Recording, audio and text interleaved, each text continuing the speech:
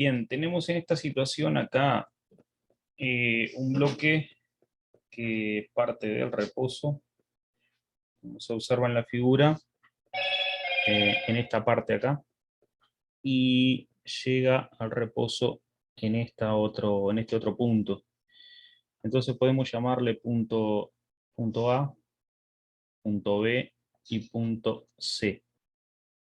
¿Cuál es el objetivo? Es calcular el ángulo θ, el ángulo de inclinación, de manera tal que el bloque se detenga en el punto C. Existe rozamiento en el plano inclinado y en el plano horizontal,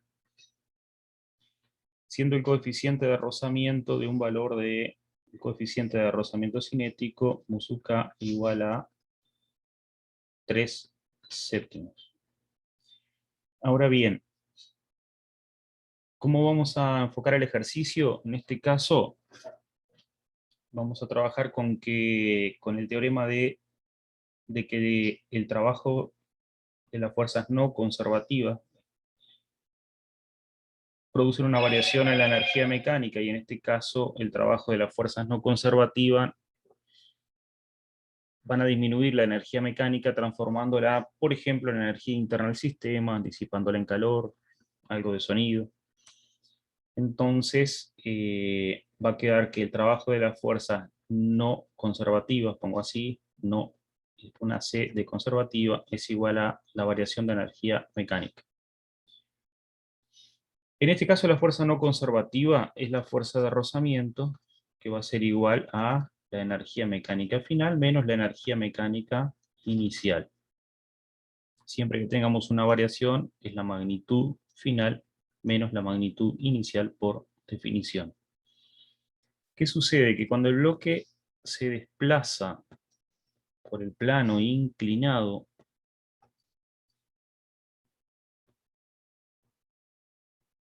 existe un cierto valor para la normal, y cuando se desplaza por el plano horizontal existe otro valor para la normal,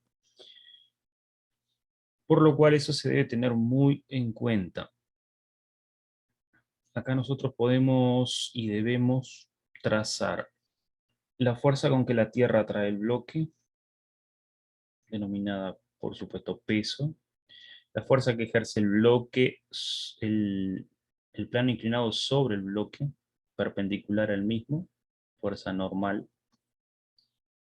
La fuerza de rozamiento, que es una fuerza opuesta al movimiento del bloque, como el bloque desciende oblicuo, la fuerza es ascendente oblicua, paralela al plano.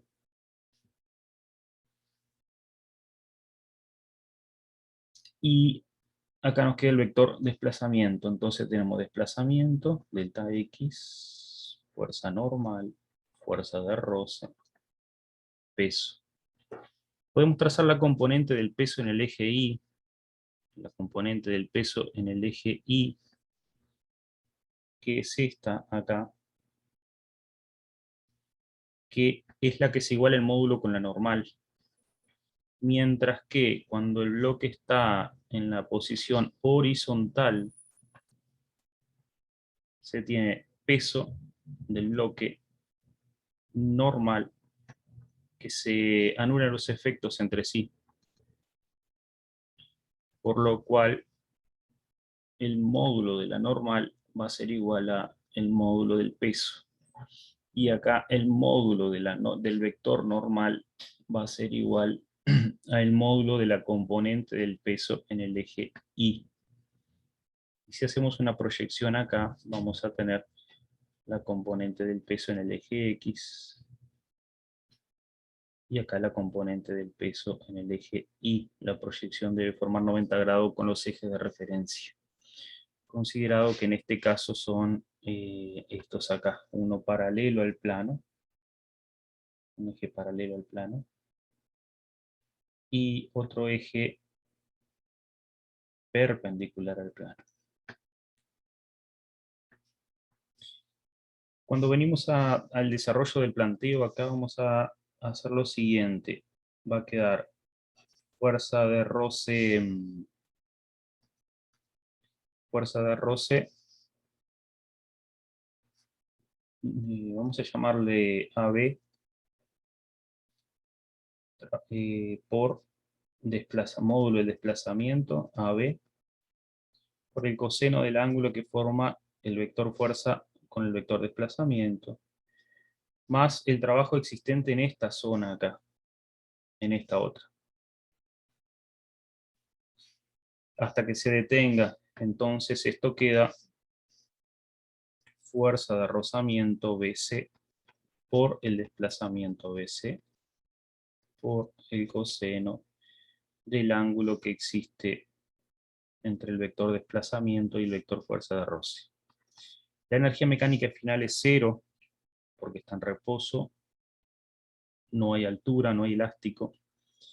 Entonces va a quedar cero menos la energía mecánica inicial, y como parte del reposo, lo único que hay es altura con respecto a la referencia, en este caso. En altura h tenemos que la energía mecánica inicial es potencial gravitatoria.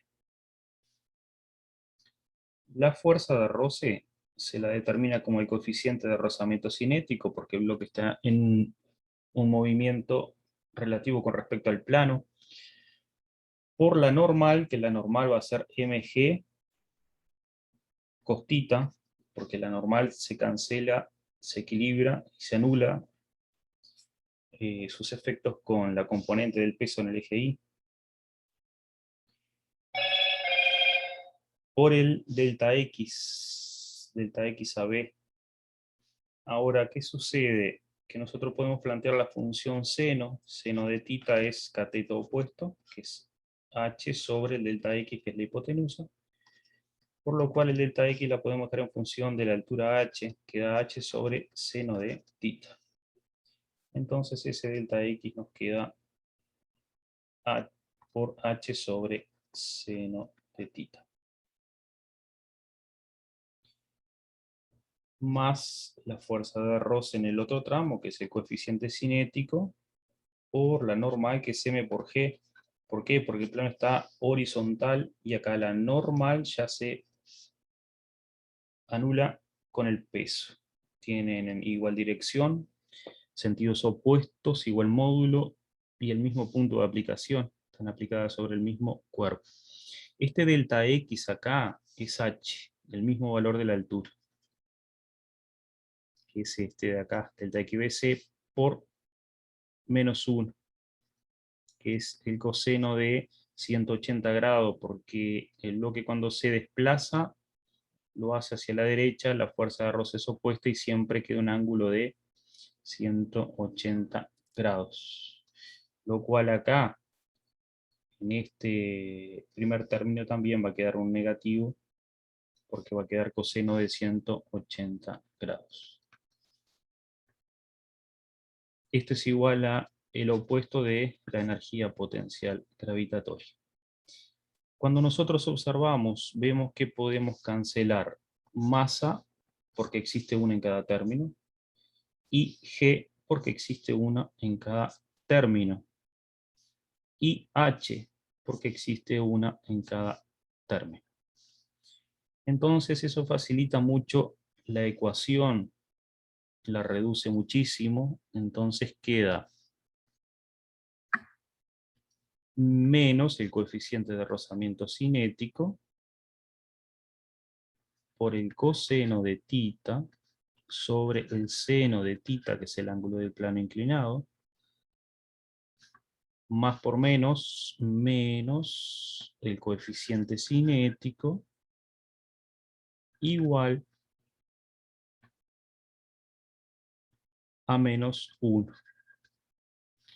Acá nos va a quedar menos 3/7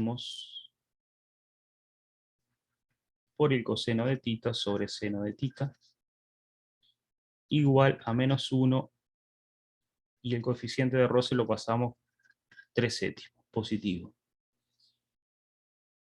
Y nos va a quedar menos 3/7 por el coseno de θ sobre el seno de θ es igual a... Y acá tenemos 3/7. Nos da menos 0,57. Menos 0,57. Menos de un lado con menos del otro, menos por menos más. Por lo tanto, nos va a quedar que coseno de tita sobre seno de tita es igual a 0,57 por 7 sobre 3. Lo cual esto da igual a 0,57 por 7 dividido 3, 1,33. Ahora, nosotros podemos plantear así: coseno de tita sobre seno de tita es igual a 1,33. Entonces, pasamos seno multiplicando y coseno dividiendo, y va a quedar 1 sobre 1,33 es igual a seno de tita sobre coseno de tita. De esta manera, nosotros podemos plantear que 1 dividido 1,33 nos da 0,75, por lo cual seno del ángulo tita sobre coseno del ángulo tita es igual a 0,75. Seno sobre coseno es tangente, es igual a 0,75. Y tita es el inverso de la tangente. Tangente a la menos 1 de 0,75. Entonces el ángulo tita es el inverso, o sea, shift, tangente, queda tangente a la menos 1, paréntesis, 0,75, cierro paréntesis, y nos da 37 grados. Y esta sería la solución del ejercicio. El ángulo del plano inclinado, medido en sentido horario, es de 37 grados.